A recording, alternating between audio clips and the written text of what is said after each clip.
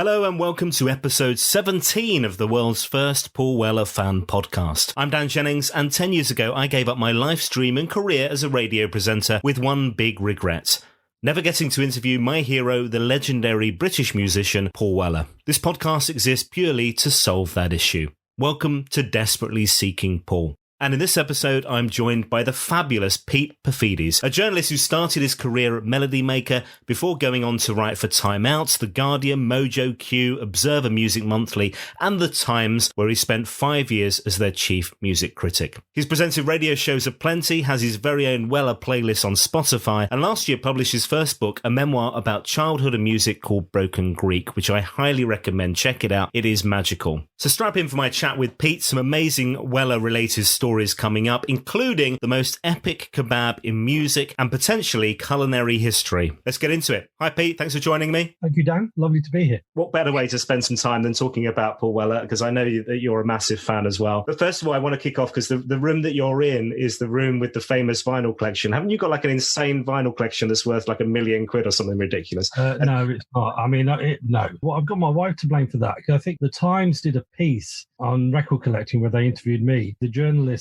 who did the piece forgot to ask me what my record collection was worth. And so they asked my wife, Caitlin, who's a columnist for The Times. Her editor said, "Oh, by the way, how much is Pete's record collection worth?" And she just plucked a random figure out of midair, which was not £1 million, but I think somehow along the line it's become exaggerated. I mean, most of my records, no one would want them. You know, I've got a kind of straight dubious taste in many respects, and Paul Weller being the exception to a lot of the stuff I've got. But this isn't the room. This is the overspill room, actually. Oh, right. So wow. What you can see over here in our Zoom call is I've had to move my 12-inch singles out to the shed because there was no longer any room for them in the main record. So this is my office. Come shed. Trust me, people, this is a collection. Now, I read this lovely quote, which I thought would be a nice way to kick off from you, which was, if you were lucky enough to start buying records in the days of the Jam, you will have spent most of your life in correspondence with Paul Weller, which is just such a lovely turn of phrase, because that's exactly how I feel. Yeah, I mean, I've really got my brother and there was a girl that lived next door who's 4 years older than me, as was my brother, to thank, because it was through them that I got a sense that Paul's music was not only great, but it was also kind of important. They treated it with great importance. And to people of a certain age, in a certain era, it wasn't just that the records were great, but it was the way he was looking at the world seemed to kind of tally with the way the world looked to us. In my book, which came out last year, Broken Greek, which is a sort of musical memoir, I sort of talked about this with specific reference to two albums, really, to Setting Suns, but maybe a little bit more with more reference to sound effects. And I really felt like he just noticed the details of suburban life and the kind of expectations that society and your immediate sometimes your immediate extended family have for you in a working class or lower middle class, a sort of suburban existence. Sometimes that can be a frustrating thing, but in that kind of quite straightened existence, there are just moments of beauty and magic that you could never really explain to one of the posh kids in Eton Rifles, but you wouldn't want to anyway. It's kind of there, and I think obviously there are certain songs that capture it well. That's Entertainment, obviously. Town Called Malice. A lot of those songs, there's just a kind of magic in things that a lot of people would find ugly, and I really related to that. I really related to just long summer days in fairly anonymous conurbations, just kind of hanging around by the big industrial planters next to the new estate, talking about nothing. Girls in their sort of shop uniforms going to work in the Woolworths down the road with their name badges on already. And they looked like they could be in a band because it was the late 70s, and kind of in the late 70s and early 80s, everyone looked like a member of Bananarama, or at least a lot of girls did.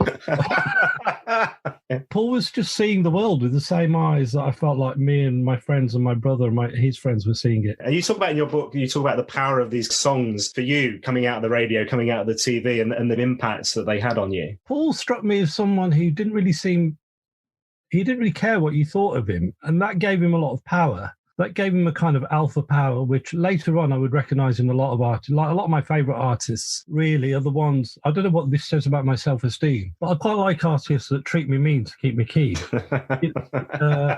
They're not scared that I'll like their next record. They'll make the record that they want. They're not going to take the piss. They're going to try and make the best record they can. But if you don't like it, then there we go. You know, early on with Paul, I just think you could see that even if you couldn't articulate it to yourself. It's almost like a vapor that comes off people, almost like an unspoken attitude. I think we all noticed it fairly early. I remember that we all, when Going Underground came out, because Eton Rifles was so good, it was just a song that kind of captured a sort of way of looking at the world, and a real, you know, it had this kind of chippiness, which was really important to kind of feel that someone could sort of occupy their space from your social class in such an assured way. And lyrically, he's, you know, obviously, sup up your beer and collect your fags, there's a rag going on down your slab, is probably the greatest opening line gambit of all time, possibly. Who knows? Certainly up there. So he had that thing that the Beatles had, of course, which was he wasn't trying to remake his last single. You sort of knew that Going Underground, it was just in the air that we would go in at number one. It was the first song I can remember. Other songs had gone in at number one before, but it was the first song I remember being conscious of that happening. And so my brother got it the week it came out, and his friend, who in the book I've called Edward, that's not his real name. I bloody loved Edward. Oh yeah, Edward exists. He's just not... My favourite thing about him was his name. I had to change the names of people I couldn't get hold of beforehand, just in case they object. Yeah. Jed is her name, Jed the girl next door. We just sat there reverently, which is that great thing that happens when someone releases a single, a moment where they are sort of culturally, they're kind of subculturally an important person. And, you know, the people are kind of, you know, it was like Bob Dylan in the 60s, wasn't it? You know, it was just certain people kind of get that. And so you knew, and the fact that Going Underground, it was just a completely different thing already. And then we put the other side on. Dreams of Children was really the first time I didn't know I was listening to something that was probably psychedelic, but it kind of corresponded to that kind of, The Dreams of Children is obviously a perfect title for it, because that kind of slightly, you know, when you're a child, you have memories that you're not quite sure if they're real or whether or not they're dreams. And it felt like it was sort of tapping into that world between one and the other. Kept doing that. Obviously, you know, and I know that he kept doing that. And one of the great things about my current life is watching, well, my youngest daughter in particular, who's 17, has really sort of adores Paul's music. He's, you know, currently really caning sound effects. Oh, brilliant. And she plays different instruments, and, you know, she loves the Beatles, so she loves the bass line of Star, the fact that it's the bass line of Taxman. And, you know, she understands it in a way that I remember at the time, you know, music journalists in their naivety sort of being a little bit like, he's stolen the bass line to Taxman, as if he didn't know that was about, as if like he thought that we wouldn't notice. The whole point about Star, obviously, is that it's a song about how a pop song can make you feel. It's a love letter to what pop can do. I'm quite impressed to see that my daughter figured that out a lot quicker than a lot of music journalists did in the Well, she's got good grounding from her parents, to be fair, in that area. The great thing is, I'm not a musician. She's a musician, so she comes at things from a more musical perspective. So, okay, I might have brought that stuff into the house, but she has an understanding of it that's quite different. That's lovely.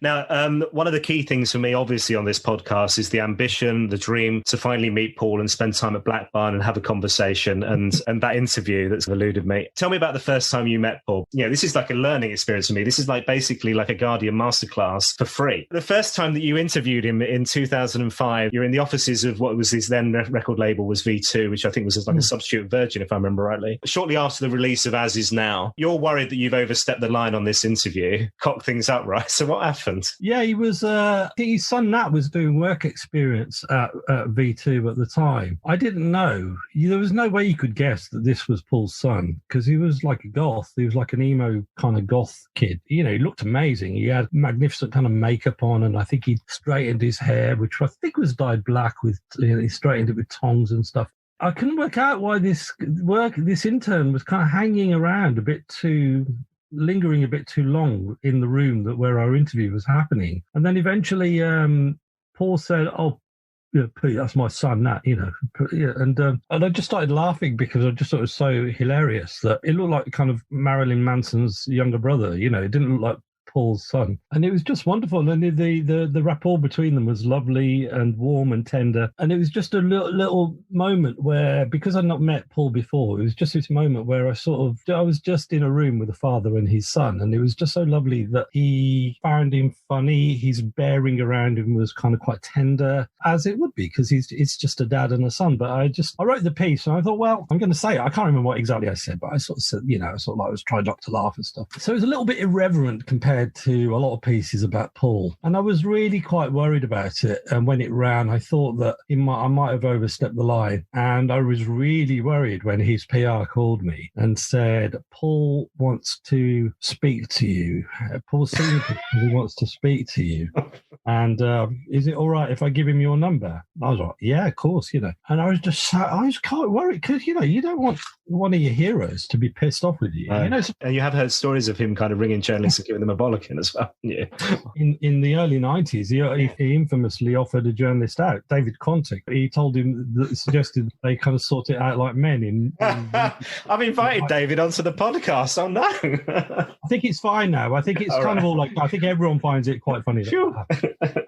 David's a fan, I think. So Weller's going to ring you up. So what happens? He rings me up, and I'd forgotten that I would often bring a compilation that I always thought that was quite a good thing to do if you interview a musician, especially when you interview a really famous musician, because I was working for the Times at the time. And often when you're writing about musicians for a newspaper, newspapers want to get their news angle. So often they're interested in the kind of the celebrity aspect of the person that you're interviewing. And I understand that. Also, I do think that a musician shouldn't really have to engage on that level if they don't want to. They're there because they're a musician. But I write about music because I've been a record collector all my life, and that's kind of why I'm there. That's why I get to meet these people. Anyway, so I've done it for loads of people. I've done it for everyone from Beyonce to McFly. And so I did it with Paul. And I don't really expect them to listen to these things, but I just think it's like a nice thing to do. And actually, Paul rang for two reasons. He said, first of all, he thought the feature was funny and he liked the piece, which was really nice,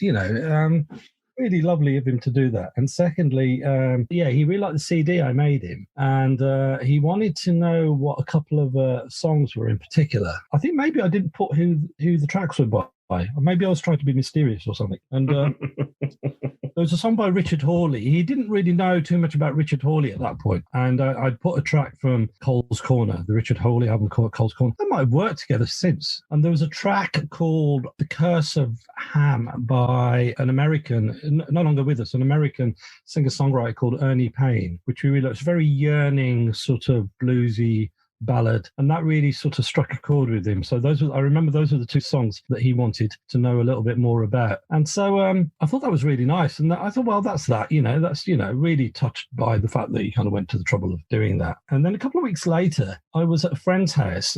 My kids were really young at that point. So I was in a world of play dates and all that stuff. And my kids, I was at someone's house and my phone rang and I looked at the number and it was Paul. And I said to Romilly, the woman whose house I was in, so Romilly, I've got to take this because I think it's Paul Weller.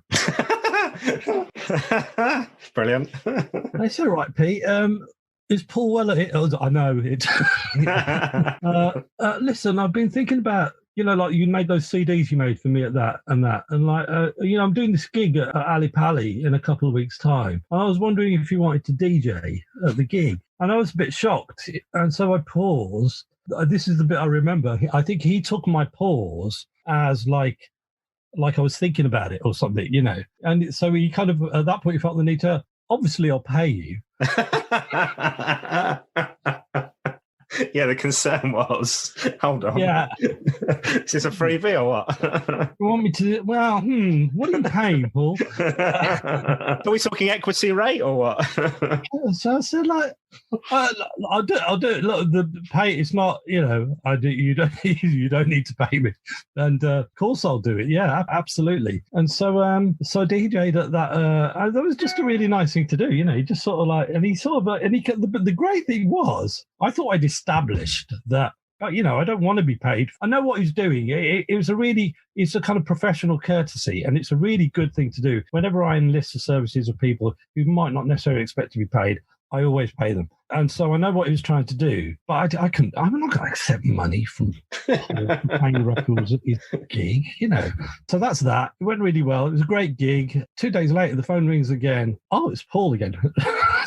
All right, Pete, I've got this check I've made out to you. Where do you want me to send it? That's brilliant. Absolutely. Well, that says a lot. Does that say a lot about him? That says that's the mark of the man, you know. When you were at Black Barn one Christmas as well. So I did a series of interviews going up to the release of Sonic Kicks, because that was for a Mojo cover story. So good thing about Paul understands, which a lot of people of a comparable profile do not understand, that in order to get a good article around a release, you need to give access. And in the 70s, everyone seemed to sort of understand that access wasn't an issue. But in the kind of celebrity era, understandably, again, well-known artists restrict that access. But you do get a lot of access when you interview Paul, as long as he kind of knows that you're not going to sort of take the piss. I did an interview on the last day before they kind of shut up for Christmas. I think this was 2012 or something, or 2011. Mm-hmm. And he just came in with a big bag of presents that he got from everyone. He had like loads of Selfridges bags. I remember the big yellow Selfridges bags. Anyway, he may as well have had a Father Christmas outfit. And I know he goes to Selfridges because I've seen him in Selfridges a couple of times. I didn't bother him. I think I saw him outside waiting for a cab once at Selfridges. I remember that. But yeah, so I know he goes there, and he just got presents for everyone. And what he's got right about Black Barn is it's just a place that you really enjoy hanging around. It's a really good hangout. He constantly makes tea for people. He's like the main tea maker at Black Barn. Constantly be asked. It's a place where you feel very comfortable when you're there. You know, another time I went to Black Barn, it was actually for a very early playback of Sonic Kicks. I'm just looking at the track listing. I'm trying to remember what songs we had. And it was very early because I remember that initially, I think, was it Starlight, the standalone single that came out? Initially, that was going to be on the record. And so when we played it, that was on the track listing initially. And he changed his mind. And I remember that one very clearly because that's the other thing about Paul. He's like very funny, you know. And when I was little, I didn't really think of him as a funny person. I turned up at that one. I got off at the train station about 3 miles away, and I had one of those foldable Brompton bikes. Most of the people had already arrived, and I turned up. I just rolled into the driveway on my little Brompton, and he thought that was the funniest thing he'd ever seen.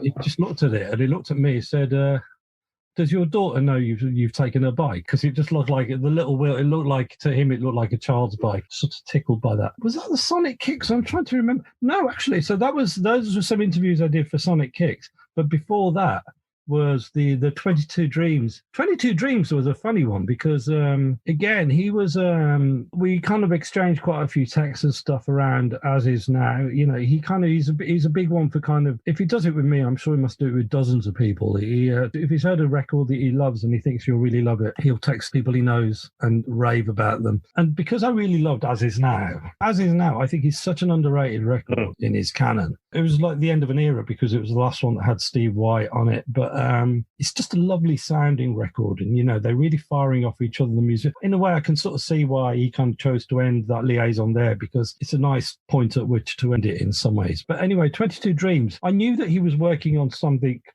quite grand, quite different.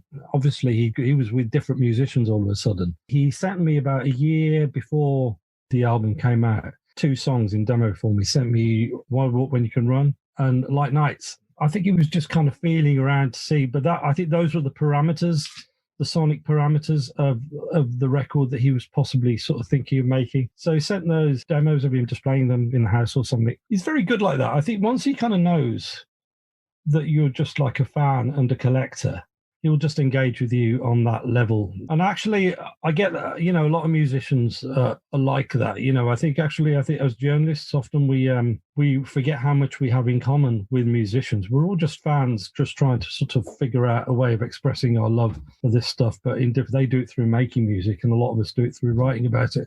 And so I've noticed with Paul, the journalists that he's kind of kept in touch with over the years are the ones that are just basically record collectors as well. So Lois Wilson, a fantastic writer from Mojo, long-time supporter of Paul's. These are the sorts of writers he sort of keeps in touch with. And anyway, so 22 Dreams was quite a special sort of time for me because, you know, I kind of felt like I kind of got a little bit of a glimmer into the process at the beginning of this kind of creation. And then a year later, it came out and, you know, it was kind of exceeded everyone's expectations. It was a really exciting time to be a fan of his. And I really wanted to write something about him to mark that point of the tour. And so the opportunity came on the last night of the UK tour. They played at Leicester de Montfort Hall. The other exciting thing actually about that time is that an old friend of mine joined his band. Andy Lewis was his bassist. And Andy and I were at university together. That whole day, that whole 24-hour period in Leicester was just a very special day, because I got there and the first person I bumped into was Andy, sort of backstage. And there was just a moment where we're both music fans at university, not knowing what life had in store for us. And there was just a moment where we were just sat in some kind of ante-room. And we were like, God, isn't it fucking weird? Look what's happened, Andy was a DJ, was basically playing his Blow Up set at the Student Union at Lampeter in West Wales 4 or 5 years before Blow Up even existed, driving around West Wales in his Robin Reliant, ever the mod even then. So of course he was going to end up in Weller's band, now it seems obvious. And it was a brilliant gig. And, I remember Nat joined him on stage for a bit, and that was really lovely. Paul looked really kind of proud to see him on stage with him. And then we all piled into the tour bus afterwards. And I remember that went by, it seemed to go by very quickly. Everyone started drinking hard and quickly straight away. And there was just a real atmosphere of euphoria on the bus, because it had been the last night. The tour had gone well. The album got to number 1. He was 50 years old now. It was all really well received. He was really a kind of creative and commercial zenith, with a record that was really uncompromising and brilliant and imaginative. The great thing was, what did we listen to on the way back? Well, we listened... With 22 Dreams, we put his own album on, is that right?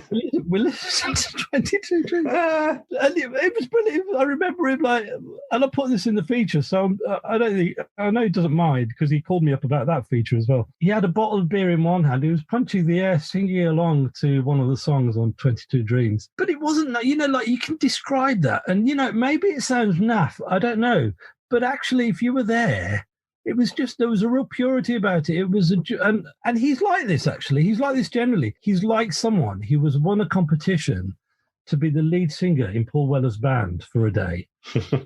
And he just happens to be Paul Weller. He hasn't sort of lost that. He's like Paul McCartney in some ways. He's always on. He's never fallen out of love with songwriting. Sure, there have been moments where it's not been as easy as others, but he's still clearly bewitched by the magic that happens when you can take nothing and turn it into something. And then it's there forever. Anyway, so going back to the bus, so it was just that I managed to get what interview I could do on the bus whilst everyone's spirits were kind of getting higher and higher, and adjourning to sing along to his own songs.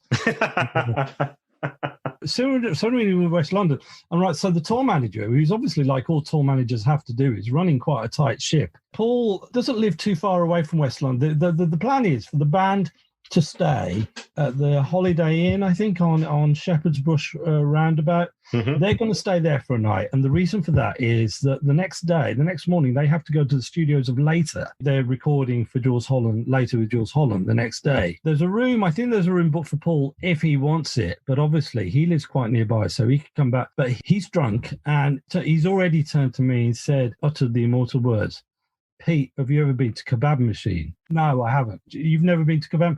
What is it? It's a kebab shop, but it's better than all the other kebabs. I've been there. It is good. It is good. Yeah, I've sampled their wares now as well.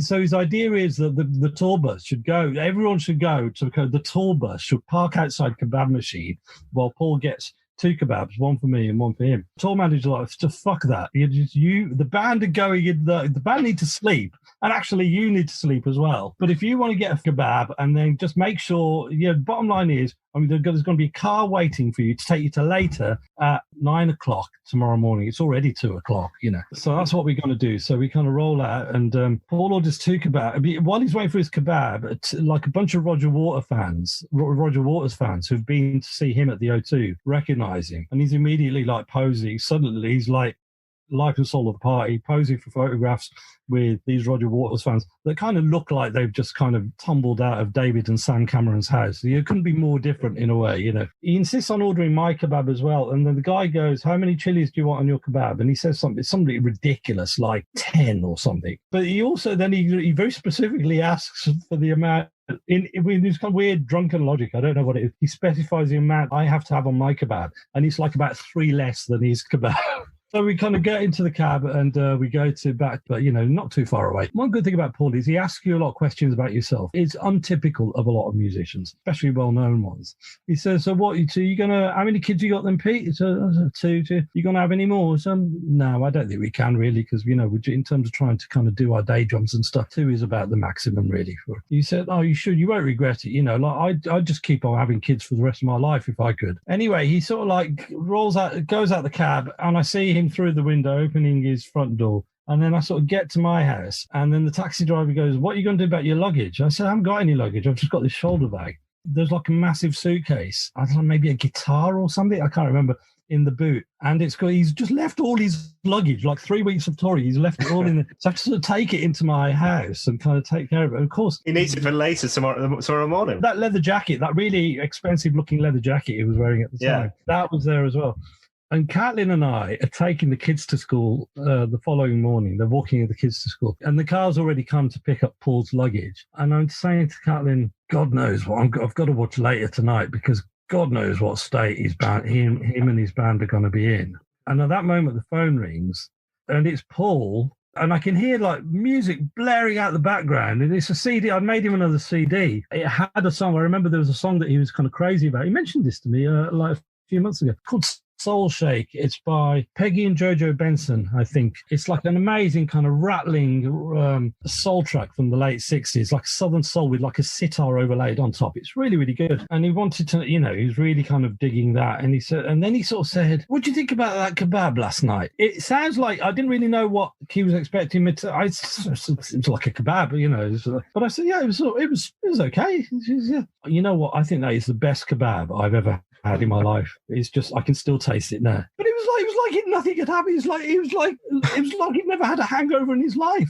He just sounded like completely delighted and happy. And when I tuned in that night to watch him on later, it was like a really good performance. It was just no apparent downside. He's knocked it on the, I know he's knocked booze on the head since then. And that's the real that's a great thing about him as well. I think he's one of these people that once he decides something, that's it. He's still a good laugh to sort of spend time with. So Andy Lewis has been on the podcast. You mentioned Andy a second ago. Right, yeah. He said to me about mortality mathematics being something, and he just threw it in this conversation, but he mentioned you, and he said, oh yeah, because this is like what Pete says about mortality mathematics. And I was like, I've never heard of that. What the heck is that? So I thought of it. What's the on about? Mortality maths is like when you figure out that something happened a certain amount of time ago, and then something else that happened a certain amount of time before that. An example of mortality maths would be far much more time has elapsed. Kylie Minogue's version of The Locomotion and the present day than elapsed between the original one by Little Eva and Kylie's version. More time has now elapsed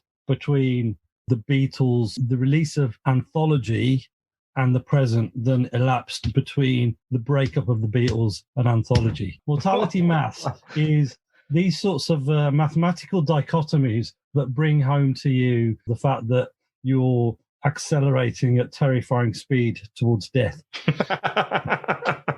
Yes, and I think he talked about the fact that he'd realised he was in the Paul Weller band longer than Paul Weller was in the Jam, I think was the thing, or the Jam, the Jammers existed, which was really interesting. Yeah. And it comes back to, I think, what we said earlier on about the fact that this solo career of Paul's now is 30 years long, which is longer than the Jam and the Style Council, probably times 2, actually, thinking about it. So Paul will soon be 3 times as old as he was when he broke up the Jam, probably in a few years' time. I'm not sure if I should approach the mortality mathematics with him, how he'll feel about that. I don't know. Probably just kind of with a shrug. The time that's elapsed between that kebab and the back and leaving all his stuff in your cab is longer than he was with the Style Council. Yeah. You mentioned Sonic Kicks and getting invited down to Black Barn and hearing a preview before it became the final thing. And I know that Andy talks about this as well, this complexity of that album and how difficult it was to play live. You had a similar conversation with Graham Coxon, I remember, who played on the record again with Paul. He talks about this element of Paul constantly wanting to push boundaries, constantly wanting to try new things and do things differently, which I thought was really interesting because we're still seeing that with On Sunset and Fat Pop that's coming out this year as well. He's got somebody who wants to stand still. He's constantly just moving forward. He just seems to derive so much joy in creativity. Now that I think about it,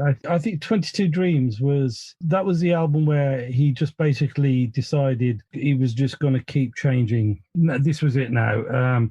and you could either come with him or, I mean, obviously, you could probably say that about so many sort of releases. You could say that about the Star Council's venture in, assimilation of deep house or whatever. Yeah. So there's always been that element to it. You are, as an artist of a certain age, you are expected to sort of stop experimenting at a certain point and to become a legacy brand, to use a bit of music industry speak. I just think at some point, just Paul was like, no, fuck that, I'm just going to keep surprising myself. And I really have a lot of sympathy for that. My best friend throughout childhood, who I mentioned in the book, William, he, again, not his real name. I bloody love that name. Sorry. We're no longer in touch. When we were sometime in our 20s, I mean, he'd been to university in one part of the country. I'd been to university in another, quite far away. We didn't see each other too much anymore. And I remember having a conversation with him where he was just he said something like, music will never be as good as it was in the early 80s, the kind of the vanguard, the age of synth pop, new romantics. That was it. It's never going to get that good again, electronic pop, all of that. And he was already starting to get nostalgic about that time.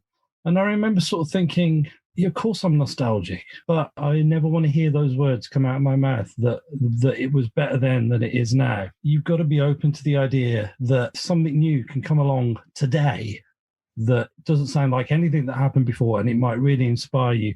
It's really inspirational when your favorite artists from your childhood decide to be like that. Around the time of Sonic Kicks and Wake Up the Nation, when Paul started talking about bands like I remember he was really interested in Broadcast and the other bands around that scene, people like Pram and the Boards of Canada that had sort of emerged from that scene. I just thought that's so great. They're just like, that's kind of what I want him to be doing. You'd see it start to sort of seep in the stuff that and even like in recent interviews where, he'll talk about sort of, I think Jay Huss he mentioned, and Dave, and, he's just made that pact with himself. And I really like people who make that pact with themselves. Hopefully I've something I try and do as well. And that's the mod. That's the kind of I think I would imagine that he would say that in the sense of modernism, a true modernist would have a duty to assimilate a certain kind of ethos that he sees coming through in new music that is somehow reflective of that aesthetic rigor that the original modernist outlook has. And also, I think it's back to that point you were making about ultimately he's a music fan and he's a collector.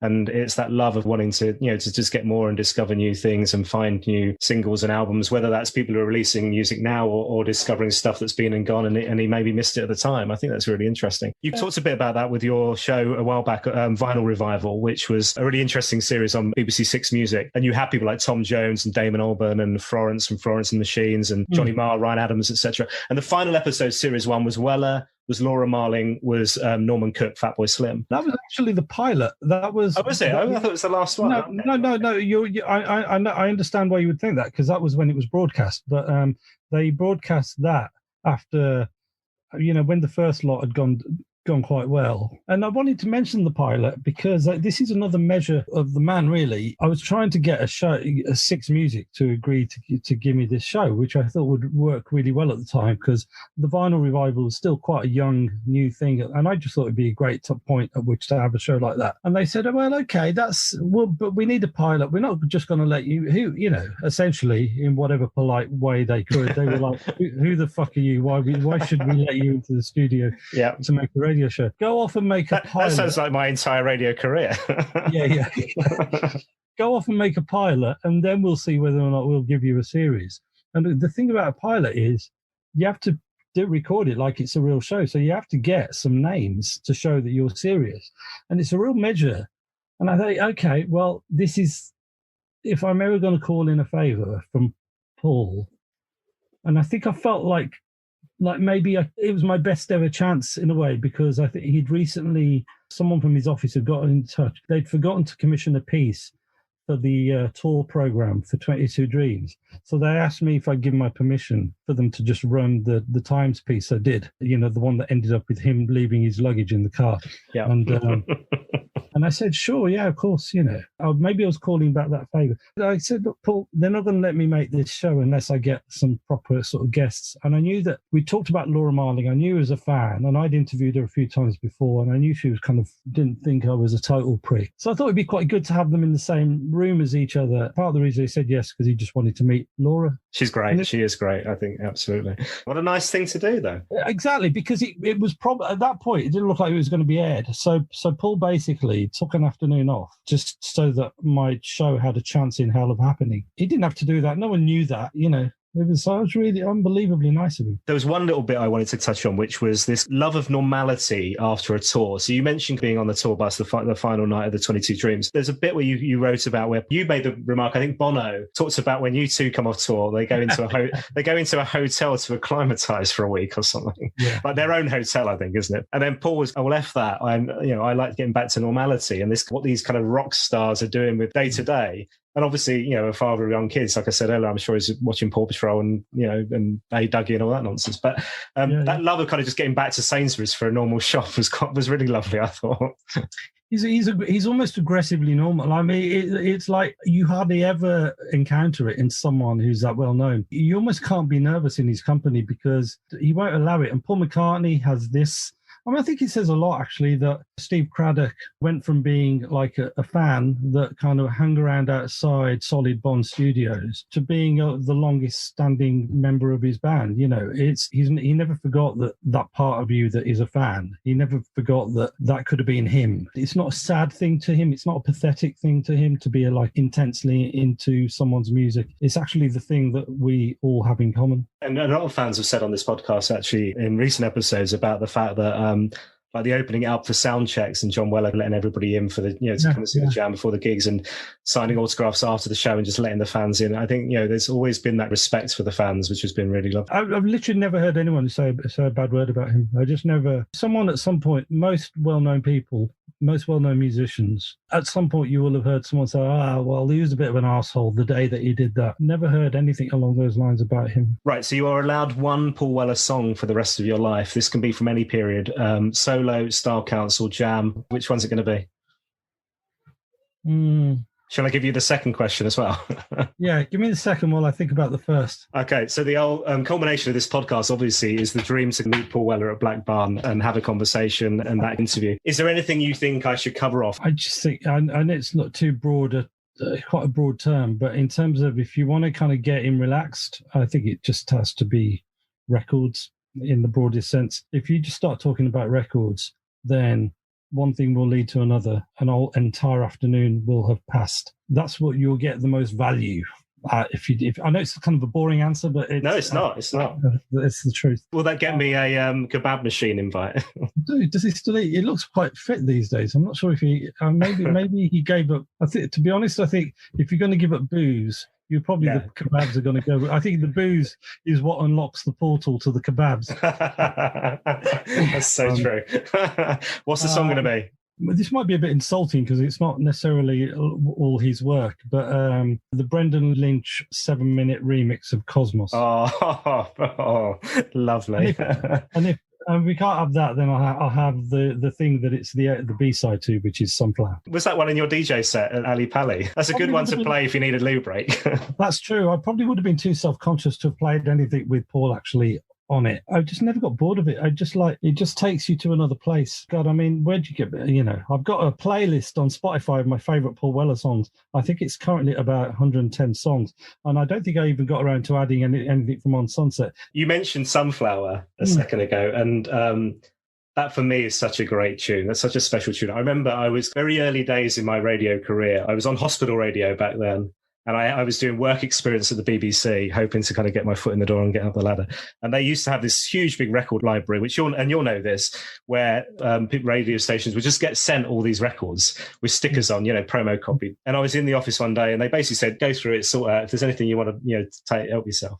Wow. And I was in the office one day, the envelope came through, and Sunflower, the single, was in it. I was just hugely into Weller, and I was like, and I just remember getting in my terrible white Astra estate, whacking the volume right up, and that opening riff just being like, wow, this is heaven. What an absolute belter of a song. I love how he got his mojo back. I just love how he got his, like something was kind of coming to the boil on the Paul Weller Movement album, and then Wildwood came out, and you just knew it with that song, and I was working for Melody Maker at the time. People were so fucking rude about it. Not everyone, obviously, but there was just so. And I heard this record and I fucking loved it. And I was evangelizing about it to people in the office, and they didn't want to hear it. They were just so down on him. They still sort of hadn't forgiven him for the Star Council, because that's the kind of place Melody Maker was at the time. I went to see him do a gig at the Virgin Megastore for Wildwood. It was on the week that Wildwood came out. And I just kind of went straight back to the office and wrote a review of it. And I just handed it to the reviews editor. So this is the best fucking thing I've seen for ages. And his new songs are brilliant. He's on fire. Something special is happening. And they didn't even run it. No. Did it ever get published? No, I don't know where it is. I mean, it's lost. Oh, man. What's the matter with people? And I remember seeing him do that to Sunflower on Later. That later performance, I've watched it dozens and dozens of times. It's just they're just on fire, like Steve. God, that's Steve on the drums, and just that lovely little thing that thing he does on the ride cymbal, which just kind of chugs it all along perfectly. Clearly, he's a man with a point to prove. That album, gift that keeps giving. Obviously, The only other thing I'd say briefly before I leave you is apparently I am allowed to say this, so I'm going to. The new album is fucking brilliant. And everyone is in for such a treat. It's just tune after tune. It's like his most tunes album. It's just tune after tune after tune. It's just he's just kind of seems to have found a source of low-hanging melodic fruit that no one else had noticed prior to now, and has come back with a very full and tasty basket. So it's just just makes no demands of the listener whatsoever. I mean, in terms of the fact that the tunes are just so great. He's just found a bunch of really great tunes. There's just a real positivity and brio and optimism and energy to their execution, and that's all I'm going to say. Wow, that's so exciting. This has been such a blast. Thank you so much, Pete. I really, really appreciate your time. It's been an absolute joy. Patience. People that don't know, this happened in 2 parts, and, and you were waiting for ages, weren't you? You have a life to live, like normal people. No, like you don't. Your children are waiting for their bath. Bottle of wine is waiting for you, and you deserve it. Have a brilliant weekend. Oh, you're a star. Thanks, man. I really appreciate it. Have a good one. Bye-bye. I absolutely loved that episode. Some of the funniest Weller-related stories you'll ever hear. I promised you an epic kebab tale too,